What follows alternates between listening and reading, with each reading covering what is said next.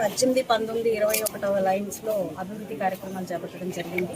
CC రోడ్లు మరియు డ్రైన్స్ని వేసుకోవడం జరుగుతుంది. అయితే దీనికి వాళ్ళ శంకుస్థాపన చేసుకోవడం జరిగింది. రాయపాటి కన్స్ట్రక్షన్స్ అనే వారికి ఒక టెండర్ రావడం జరిగింది. ఒక 1 మంత్లో కల్లా ఈ వర్క్స్ అన్ని పూర్తి చేసి ఇస్తామని చెప్పారు.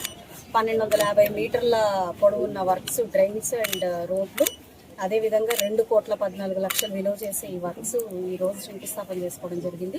రానున్న నెల రోజుల్లో ఇవి స్థానికంగా అందరికీ అందుబాటులో తీసుకొస్తామని చెప్పి మనకి కాంట్రాక్టర్స్ చెప్పడం జరిగింది. అయితే ఒకసారి మనం ఈ రోడ్లను చూసుకుంటే కనీసం 20 ఏళ్ళ నుంచి కూడా ఏ మాత్రం అభివృద్ధికి నోచుకోకుండా లోతట్టు ప్రాంతంగా తయారైపోయిన డివిజన్ ఇది. అయితే ఇందులో గమనార్హం ఏంటంటే, హాస్యాస్పదమైన విషయం ఏంటంటే, గత మేయర్ ఇక్కడే 5 సంవత్సరాలు ఇక్కడ పరిపాలించడం జరిగింది.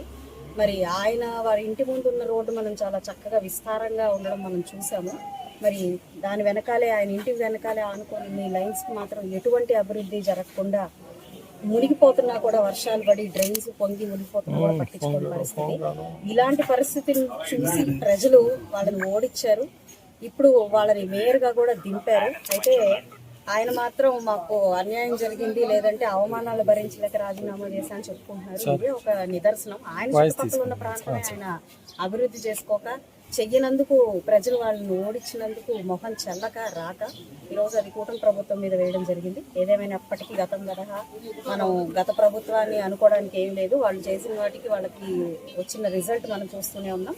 అయితే ఈ గుంటూరు ప్రాంతం మొత్తం కూడా పశ్చిమ నియోజకవర్గం ముఖ్యంగా పూర్తి అభివృద్ధికి ముందు అడుగులు వేస్తా, అన్ని విధాల అభివృద్ధి పదంలోకి ముందుకు వెళ్తా ఉంది. మరి నిన్న రాత్రి కూడా మేము బ్రాడీపేటను సందర్శించడం జరిగింది. రానున్న రోజుల్లో చాలా ఫాస్ట్గా నైట్ ఫుడ్ కోర్ట్ని ఏర్పాటు చేయాలి అని చెప్పి అక్కడ పర్యవేక్షించడం జరిగింది.